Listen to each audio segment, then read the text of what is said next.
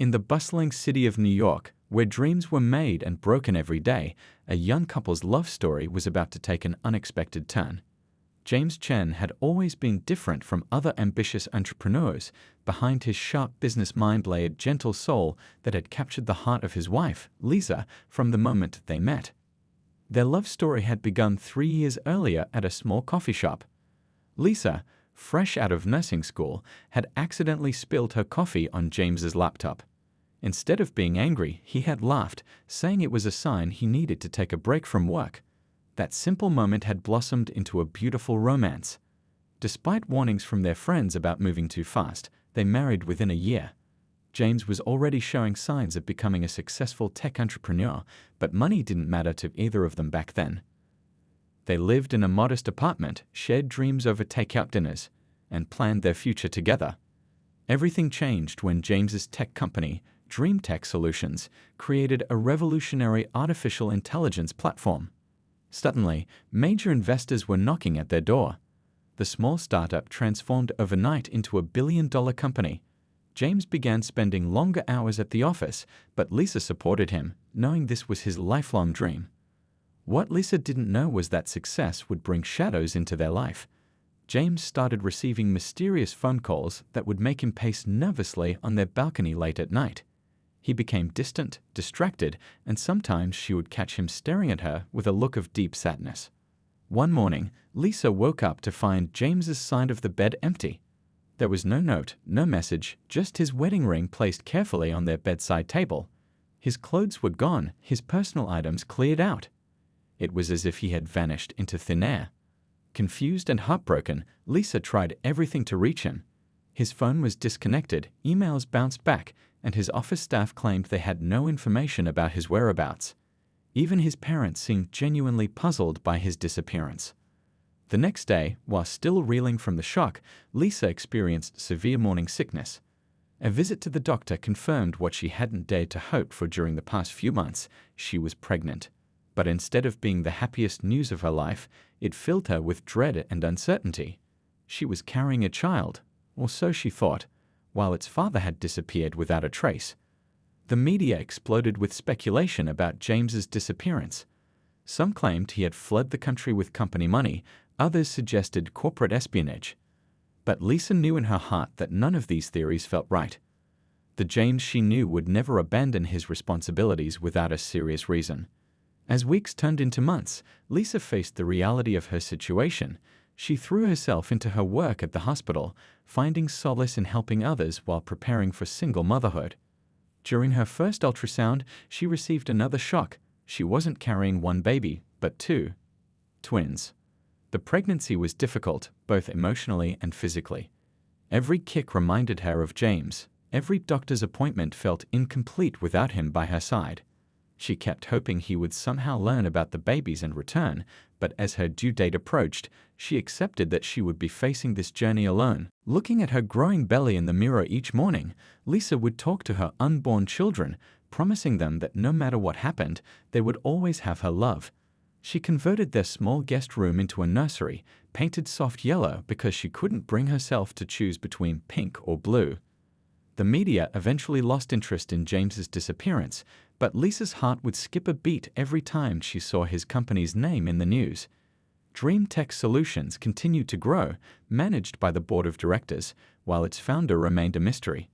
What hurt the most weren't the big moments, but the small ones: walking past their favorite restaurant, hearing their song on the radio, or finding one of his old t-shirts she had missed while packing away his things. Each reminder was like reopening a wound that refused to heal. As her pregnancy progressed, Lisa found strength she never knew she had. She joined a single mother's support group, prepared herself financially, and created a new vision for her future, one that centered around her upcoming role as a mother. The day before James disappeared, they had been planning a weekend getaway to celebrate their wedding anniversary. Now, Lisa sat alone in their apartment, holding his wedding ring, wondering if she would ever understand why the man who had promised to love her forever had chosen to leave without saying goodbye. Little did she know that this was just the beginning of a story that would take 15 years to unfold, and that fate had plans that would bring their paths crossing again in the most unexpected way. For now, though, Lisa had to focus on the two tiny lives growing inside her, unaware that their father's disappearance was tied to secrets that would one day change everything they thought they knew about their family's story. As the sun set over the city skyline, Lisa placed her hand on her belly, feeling her babies move. "We'll be okay," she whispered, both to them and to herself. "Whatever happens, we'll be okay." She couldn't know then that across the city, James was making the hardest decision of his life, one that would protect his family but break his heart in the process. 15 years could change everything and nothing at the same time. Lisa had built a life she was proud of, raising her twin boys while establishing herself as one of the city's most respected pediatric nurses. The boys, David and Michael, were now teenagers who filled her life with equal parts joy and chaos. The small apartment they once called home had been replaced by a modest house in a quiet suburb. Lisa had saved carefully over the years, putting away money from her nursing salary and the occasional night shifts she took on. She wanted to give her sons everything they needed, even if she couldn't give them the luxury their father's wealth might have provided. David had inherited his father's sharp mind and innovative spirit. At 15, he was already building computers from scratch and coding his own games. Michael, though identical in appearance, had developed a passion for music and could often be found composing songs on his second-hand piano. Both boys shared their father's dark eyes and quick smile, a daily reminder of the man who had vanished from their lives before they were born. Lisa had been careful about how she spoke about their father. When the twins were younger and asked questions, she would tell them that their father had loved them very much but had to go away. As they grew older, their questions became more specific, harder to answer. Why didn't he stay in touch? Didn't he want to know us? Was it something we did? Each question felt like a knife to her heart. She never spoke ill of James, but she couldn't explain what she didn't understand herself. Dream Tech Solutions had become one of the world's leading tech companies, its success chronicled in business magazines and news reports. Lisa would sometimes catch glimpses of James's name in articles, but there were never any photos. He had become a ghost in the corporate world, running his empire from the shadows. The boys showed no interest in their father's company, perhaps because Lisa had worked hard to keep them grounded. They attended public school, worked part-time jobs at the local library, and learned the value of earning their own way. Their home was filled with love, laughter, and the typical chaos of raising teenage boys. Life had fallen into a comfortable routine. Mornings were a rush of breakfast, school bags, and reminders about afternoon activities. Lisa would head to the hospital while the boys went to school. Evenings were spent around the dinner table, sharing stories about their day, helping with homework, or planning for upcoming events. But there were moments when the weight of single parenthood felt overwhelming. Like when both boys made the honor roll, and Lisa sat alone at the school ceremony, watching other parents celebrate together. Or when David needed surgery for a broken arm, and she had to be both the worried mother and the calm decision-maker. The twins had developed their own way of dealing with their father's absence. David threw himself into technology, perhaps unconsciously trying to understand the world his father had inhabited. Michael expressed his feelings through music, composing melancholic pieces that he played late at night when he thought everyone was asleep. Lisa had dated occasionally over the years, but no relationship ever felt right. How could she explain to someone that her husband hadn't died, hadn't divorced her, but had simply vanished? How could she risk bringing someone new into her children's lives when their father's disappearance had left such deep scars? The boys had their own support system, understanding teachers, close friends, and Lisa's parents who doted on their only grandchildren. They were doing well in school, had healthy social lives, and showed no obvious signs of trauma from their unusual family situation. But Lisa knew they carried questions in their hearts that she couldn't answer. One evening, while helping David with a science project, he suddenly asked, "Mom, do you ever wonder if he thinks about us?" Lisa paused, carefully considering her response. "I believe he does," she said finally. Sometimes the hardest decisions in life don't make sense until much later. Michael, who had been practicing piano nearby, stopped playing to listen. The truth was, Lisa had never stopped wondering.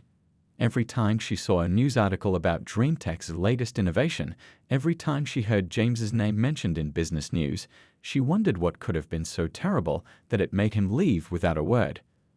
The questions had become quieter over the years, but they never really went away. Life had taught her to be strong, to keep moving forward, to focus on what she could control rather than what she couldn't. She had built a good life for her boys, filled with love, stability, and opportunities. They were healthy, happy, and growing into young men she was incredibly proud of. But fate has a way of shaking up even the most carefully constructed lives. As Lisa tucked away the last of the dinner dishes that evening, she couldn't know that their carefully balanced world was about to be turned upside down. In just a few days, a chance encounter at the city's newest shopping mall would set in motion events that would finally bring answers to questions they had carried for 15 years. For now, though, Lisa watched her boys as they argued playfully over whose turn it was to take out the trash and smiled at the simple normalcy of their lives. Sometimes, she reflected, the greatest act of love is simply moving forward, one day at a time, building something beautiful from what remains after loss. It was a typical Saturday at the newly opened Crystal Mall. Lisa had promised the boys a shopping trip for new school supplies and winter clothes. David needed a graphing calculator for his advanced math class, and Michael had finally outgrown his old winter coat. What should have been a routine shopping trip was about to become the day that changed everything. The mall was crowded with weekend shoppers, its gleaming floors and modern architecture making it the city's newest attraction. The boys walked ahead of Lisa, deep in conversation about their upcoming school science fair. Even at 15, they still moved in sync, a habit they'd had since they were toddlers. Lisa watched them with pride, noting how they'd grown taller than her now. David had pushed his dark hair out of his eyes, gesturing animatedly as he explained his project idea to Michael.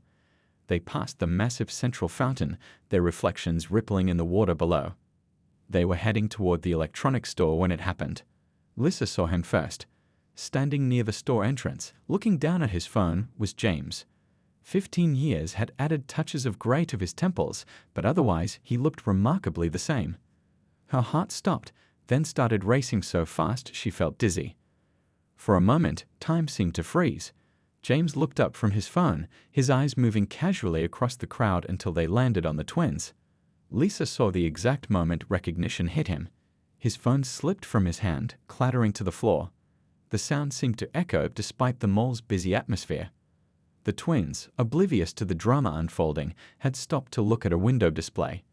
They stood side by side, their profiles a perfect match to the man now staring at them in shock. Lisa had always known this moment might come, but nothing could have prepared her for the reality of it. James took a step forward, his face pale. Lisa moved instinctively, placing herself between him and the boys. Their eyes met for the first time in 15 years. 1,000 unspoken words passed between them in that single glance. Lisa saw pain, regret, and something else in his eyes, fear. Before anyone could speak, Michael turned around. "Mom, can we get lunch? I'm starving." Then he noticed his mother's expression. "Mom, are you okay? You look like you've seen a ghost."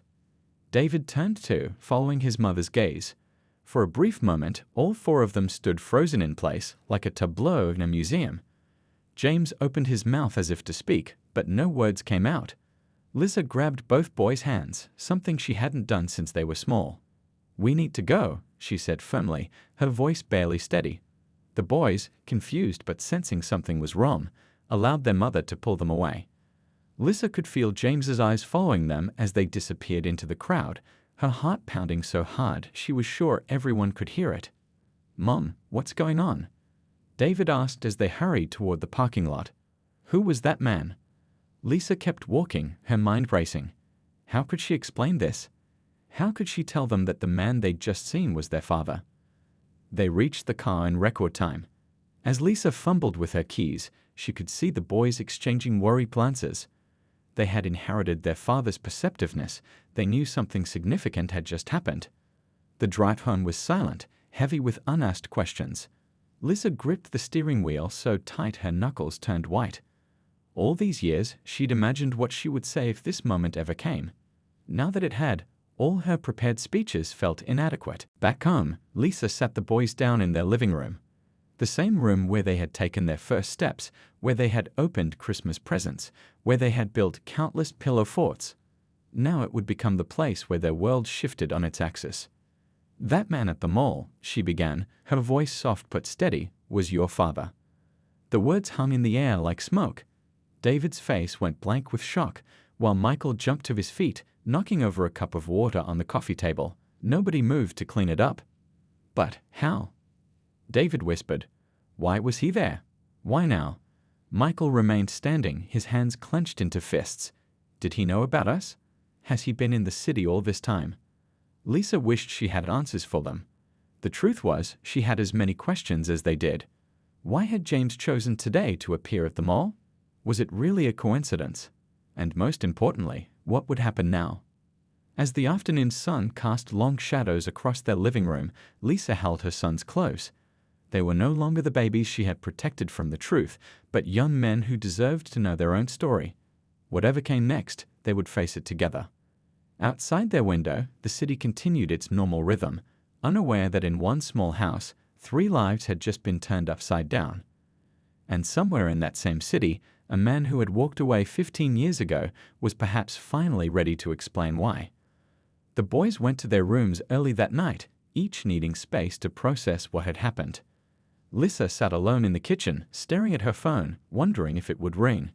Wondering if after 15 years of silence, James would finally have something to say. The days following the mall encounter turned their peaceful home into a storm of emotions. David buried himself in his computer, frantically searching online for any information about their father. Michael hadn't touched his piano in days, instead spending hours staring out his bedroom window. Lisa watched helplessly as her carefully constructed world began to crack. One evening, while Lisa was preparing dinner, she heard David call out from the living room. "Mom, you need to see this." His voice had an edge she'd never heard before. When she reached him, he had his laptop open to a business news website. There on the screen was a younger James, standing in front of the DreamTech building during its opening ceremony. "He's been here all along," David said quietly. "DreamTech's headquarters is just downtown." Michael, who had wandered in after hearing his brother's call, leaned over to look at the screen. "There are hundreds of articles about him and his company. How did we never know?" Lisa sank into the couch, her legs suddenly weak. She had deliberately avoided anything related to DreamTech over the years, trying to protect herself and the boys from painful reminders. Now, looking at the screen, she realized how much she had shielded them from. "Did you know about this, Mom?" Michael's question held a hint of accusation. "Did you know he was so successful?" Lisa took a deep breath. "I knew his company had done well, yes. But I never looked into it. I wanted us to focus on our own lives, not on what we didn't have." David clicked through more articles, his expression growing more intense with each one. "It says here he's worth billions now. We could have had everything, but instead, we've been struggling all these years. Why didn't he help us?" Lisa's heart ached at the bitterness in her son's voice. "Money isn't everything, David. We've had love, support, and each other. That's worth more than any bank account." But even as she said the words, she understood their anger. The contrast between their modest life and James's wealth was stark. The next morning, a sleek black car pulled up outside their house. A well-dressed woman emerged, carrying a leather briefcase. She rang the doorbell just as Lisa was leaving for work. "Mrs. Chen, I'm Catherine Walsh from Sterling & Associates law firm. Mr. Chen would like to speak with you." Lisa's first instinct was to refuse, but she knew she couldn't protect the boys from this forever. They deserved answers. She invited the lawyer in, called the hospital to take a personal day, and sent the boys off to school despite their protests. Catherine placed a thick envelope on their kitchen table. "Mr. Chen would like to explain everything, but he wants to do it right. He's prepared to provide full financial support for you and the boys, backdated to the day he left. He's also willing to set up trust funds for their education." Lisa felt anger rise in her chest. 15 years of silence, and now he thinks money can fix everything. Catherine's professional demeanor softened slightly. "There's more to the story than you know. Mr. Chen had his reasons for leaving. He would like to meet with you, privately, to explain." After the lawyer left, Lisa sat alone in her kitchen, staring at the envelope. Inside were documents detailing James's proposed financial arrangements, but also a handwritten letter. Her hands trembled as she opened it. The letter was brief, but its contents shook her to her core. James wrote about threats, corporate espionage, and a choice no one should have to make. He claimed he left to protect them, thinking it would be temporary. By the time it was safe to return, years had passed, and he convinced himself they were better off without him. That evening, when the boys returned from school, they found their mother still at the kitchen table, the letter in front of her. "Mom?" David's voice was concerned. "What's wrong?" Lisa looked at her sons, seeing James in their features more clearly than ever. "Your father wants to meet with me," she said softly. "He says he has explanations for everything." Michael's face hardened. "Now he wants to explain? After 15 years? Sometimes," Lisa said carefully, "things aren't as simple as they seem. I think we need to hear what he has to say." David picked up the letter, his eyes scanning the words. "These threats he mentions, they were real." Lisa thought about the mysterious phone calls she'd noticed before James left, his increasing anxiety, the way he would check over his shoulder when they were out together. Things she'd dismissed at the time but now took on new meaning. As the sun set outside their window, the three of them sat together, reading and rereading the letter. Each word seemed to carry the weight of 15 years of absence, of questions unanswered, of a family broken and perhaps, finally, beginning to heal. "What are you going to do?" Michael asked finally, his anger giving way to uncertainty. Lisa looked at her sons, these beautiful boys who had grown up without their father but had become remarkable young men anyway. "I'm going to meet with him," she said. "We deserve to know the truth, all of it." That night, after the boys had gone to bed, Lisa sat in their backyard, looking up at the stars. Somewhere in this same city, James was probably doing the same thing, maybe rehearsing what he would say to explain 15 years of silence. Tomorrow would bring answers, but would they be enough? Could any explanation justify the years of absence, the missed birthdays, the empty chair at every school event? She pulled out her phone and typed a simple message to the number Catherine had left. "Tomorrow, 2 p.m. The coffee shop where we first met." After all these years, it seemed fitting to begin again where it all started. The coffee shop looked exactly the same, down to the worn leather armchairs and the slight chip in the front counter where Lisa had once dropped her cup. She arrived early, choosing a quiet corner table where she could see the door. Her hands wrapped around a cup of coffee she hadn't touched. At exactly 2 p.m., James walked in. He wore a simple dark suit, but his usual confident stride was replaced by hesitant steps. Their eyes met across the room, and for a moment, they were young again, two people whose biggest worry had been a spilled coffee on a laptop. "Thank you for meeting me," he said softly, sitting down. Up close, Lisa could see the toll the years had taken, fine lines around his eyes, a weariness in his posture that hadn't been there before.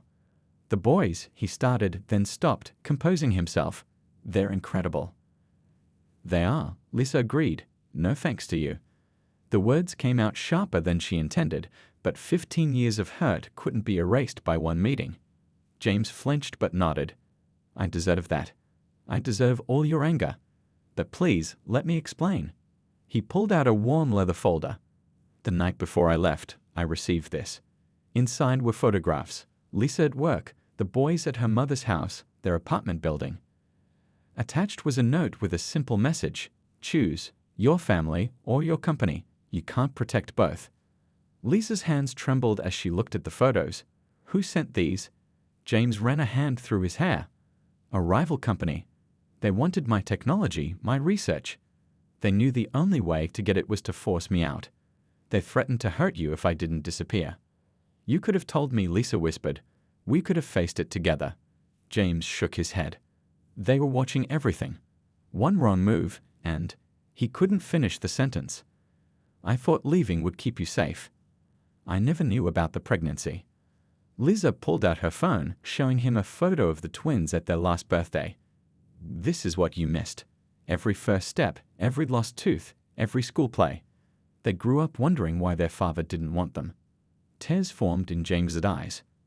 "I watched from afar. I had people keep track, make sure you were safe. Every year on their birthday, I would drive by the house just to catch a glimpse. But I couldn't risk getting closer. The threat was always there." "And now?" Lisa asked. "Why is it safe to come forward now?" James straightened up. 3 months ago, we finally got proof. The people behind the threats, they've been arrested. Corporate espionage, attempted murder are the charges. They can't hurt us anymore." Lisa absorbed this information slowly. The boys know something's happening. They found articles about you online. They know about DreamTech, about your success. James looked down at his hands. I want to make it right. I know I can't get back the years I lost, but I want to be part of their lives now if they'll let me. It's not that simple, Lisa said. You can't just walk back into their lives and expect everything to be okay. They're teenagers now. They have their own thoughts, their own feelings about all this. James nodded. I know. I'll take whatever they're willing to give me, even if it's just a chance to explain, like you've given me today. He pulled out another envelope. This isn't about money, but I want them to have everything they deserve. College funds, security for their future. Lisa pushed the envelope back. They need a father, not a bank account. If you want to be in their lives, you'll have to earn their trust. It won't be easy. James accepted this with a quiet determination. I'm ready to try, however long it takes. They talked for hours, sharing stories of the boys' childhood, Lisa's memories of actual events, James's distant observations through others. As the afternoon light faded, they realized they had to face the next challenge. Telling the boys the whole truth. They'll be home from school soon, Lisa said, gathering her things. I need to talk to them first, prepare them. James stood up. Of course. Whenever they're ready, if they want to meet, I'll be here. As Lisa turned to leave, James called out softly. I never stopped loving you, any of you. Everything I did, as misguided as it was, came from wanting to protect our family. Lisa paused at the door. Love should have made you stay and fight, not run away. That's what I taught our sons. Driving home, Lisa's mind raced with how to tell the boys. How do you explain to your children that their father left to protect them? That his absence, which had caused so much pain, came from a place of love. Would they understand, or would it just create more hurt? She pulled into their driveway, noticing both boys' bedroom lights were on. They would be waiting, anxious to hear about the meeting. Lisa sat in the car for a moment, gathering her strength. The truth would change everything again, but maybe, just maybe, it would also begin to heal the wounds that 15 years of silence had created. Taking a deep breath, Lisa walked toward the house. Through the window, she could see David and Michael in the living room, probably pretending to do homework while really waiting for her. It was time for another difficult conversation, but this one held the promise of answers, and perhaps a new beginning for their fractured family. The living room felt too small for the weight of the conversation about to take place. David sat cross-legged on the floor, while Michael paced nervously behind the couch. Lisa had barely taken off her coat when the questions began. Was it really him? Did he explain? Why did he leave? The words tumbled out, years of bottled-up curiosity finally finding release. Lisa sat down slowly, patting the couch beside her. Both boys moved closer, sensing the importance of the moment. Your father told me everything, she began carefully. And it's more complicated than any of us imagined. She told them about the threats, showing them the old photographs James had kept all these years. David examined them with intense focus, while Michael's hands clenched into fists. So he left to protect us. David's voice was quiet. But why didn't he come back sooner? Why wait 15 years? Lisa explained about the investigation, the recent arrests, the years of watching from a distance. With each revelation, she could see the boys processing, their expressions shifting between anger, confusion, and something close to understanding. Michael stood up suddenly. I need some air, he said, heading for the backyard. David followed his brother, leaving Lisa alone with the weight of unfinished conversations. Through the window, she could see them talking intensely, gesturing in the way they did when working through a problem together. After what felt like hours, they came back inside. Michael spoke first, his voice steady despite his obvious emotion. We want to meet him. David nodded in agreement. We have questions, things we need to ask him ourselves. Lisa had expected this, but it still made her heart race. He's willing to meet whenever you're ready. He knows he has to earn your trust. David looked down at his hands. Does he know about my coding? About Michael's music? He knows some things, Lisa admitted. He had people watching over us, making sure we were safe. But he wants to learn everything from you directly. Michael's expression hardened. People watching us? Like we were some kind of project? No, Lisa said firmly. Like we were family he couldn't be with but needed to protect. The words felt strange in her mouth, defending the man whose absence had shaped their lives. But she understood now, even if she didn't fully forgive. They decided on a meeting for the following Saturday. The boys spent the week alternating between nervous excitement and simmering anger. David researched everything he could find about DreamTech, while Michael composed a new piece that seemed to capture all their tumultuous emotions. The chosen meeting place was a quiet park where the boys had played as children. Lisa watched from a distance as James approached his sons for the first time. The resemblance between the three of them was striking. Same walk, same way of running their hands through their hair when nervous. The conversation started awkwardly, with long pauses and hesitant words. But as the afternoon wore on, something shifted. David brought up coding, and James's face lit up with genuine interest. Michael mentioned his music, and James shared stories about playing guitar in college. Small connections began to form, bridges across the 15-year gap. There were difficult moments too. Michael demanded to know why James hadn't at least sent messages through his watches. David wanted details about the threats, the investigation, everything. James answered each question honestly, his voice sometimes breaking with emotion. "I had a whole security team protecting you," James explained. "Every time you achieved something at school, every performance, every award, I knew about it. I kept every newspaper clipping, every program. I have a whole room." "A room of stolen moments," Michael interrupted. "While we had an empty chair at every event." James accepted this rebuke with visible pain. "You're right. I thought I was protecting you, but I also hurt you deeply. I can't change the past, but I want to be here now, if you'll let me." David, always the practical one, asked about the future. "What happens now? Do you expect us to just become one big happy family?" James shook his head. "I expect nothing. I hoped for a chance to know you both, to be part of your lives in whatever way you're comfortable with." As the sun began to set, they all walked back to where Lisa waited. The boys headed to the car, needing time to process everything. James hung back, watching them go. "They're amazing," he said softly to Lisa. "You did an incredible job raising them." "They are amazing," Lisa agreed. "And they're strong. They'll figure out how they feel about all this." James nodded, his eyes still on his sons. "I'll wait, however long it takes. I've missed too much already to rush anything now." Driving home, Lisa glanced at her boys in the rearview mirror. They sat quietly, lost in thought. The meeting had opened new doors, but what lay beyond them was still uncertain. Recovery from 15 years of absence wouldn't happen in one afternoon. That night, for the first time in years, Michael played his piano while David sat nearby with his laptop. The music was different, not quite sad, not quite happy, but full of possibility. Lisa listened from the kitchen, feeling the subtle shift in their family story. The truth had finally been told, but its impact was still unfolding. For now, they had taken the first step on a new path, one that would require patience, understanding, and the courage to face whatever came next. Time has a way of healing wounds, but it doesn't erase the scars. 6 months had passed since the first meeting in the park, and slowly, a new kind of normal began to take shape in their lives. It wasn't perfect, but it was something real, something honest. David was the first to really open up to James. They started meeting twice a week at a local tech cafe, where James would help him develop his coding projects. Sometimes they'd talk for hours about artificial intelligence and the future of technology. Other times, they'd sit in comfortable silence, both focused on their laptops. Michael took longer to warm up. His anger ran deeper, perhaps because he felt things more intensely. But music became their bridge. James started attending his performances, sitting quietly in the back. One evening, after a particularly moving piece, Michael found his father backstage with tears in his eyes.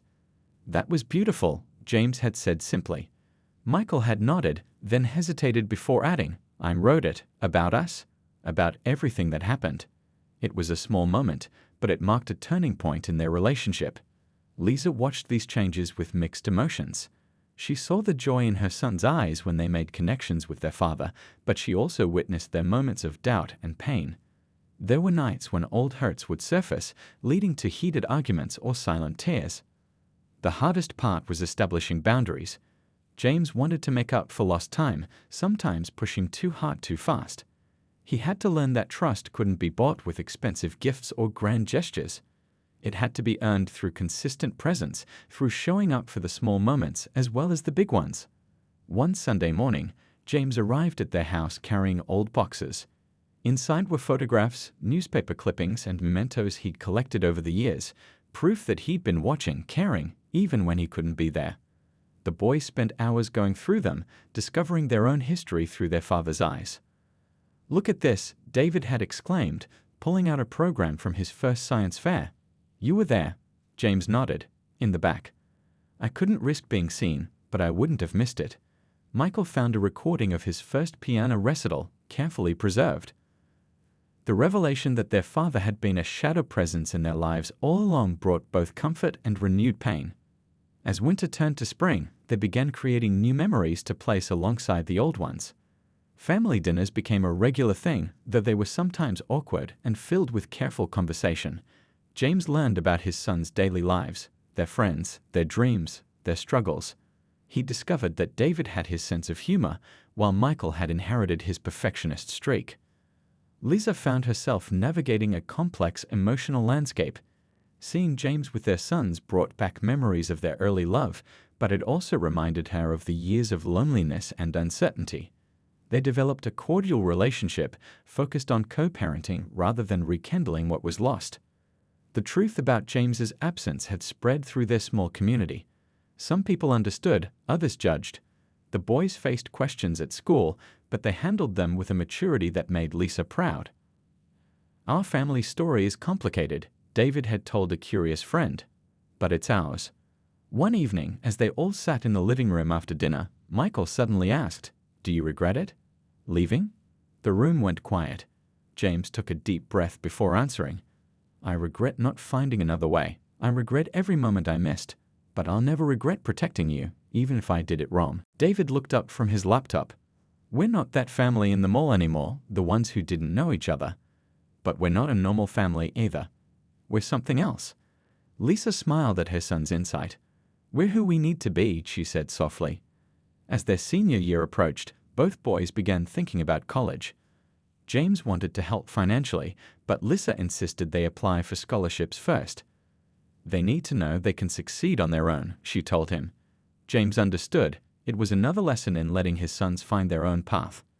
The future stretched out before them, full of possibilities and uncertainties. There would be graduations, colleges, careers, and maybe someday families of their own. James would be there for those moments, not as a distant observer, but as a present father. The pain of the past wouldn't disappear, but it had become part of their story rather than its defining feature. 1 year after their first meeting in the park, they returned there for a picnic. As Lisa watched her family, David showing James his latest app design, Michael playing guitar under a tree, she realized that healing doesn't always mean going back to what was before. Sometimes it means creating something entirely new from the pieces that remain. The sun was setting as they packed up to leave. Michael looked at his father and said, "Same time next month." It wasn't forgiveness exactly, but it was acceptance. James smiled, understanding the gift he was being offered. "I'll be here," he promised. And this time, they all knew he meant it. Their story wasn't a fairy tale with a perfect ending. It was real, complicated, and ongoing. But there was beauty in its imperfection, strength in its scars, and hope in its future. They had learned that family isn't just about blood or presence, it's about choice, about showing up every day, about loving through the hard times and celebrating the good ones. As they walked to their cars, the last rays of sunlight painted the sky in shades of pink and gold. It was a reminder that even the darkest days eventually give way to light, and that sometimes the most beautiful stories are the ones that take the longest to tell.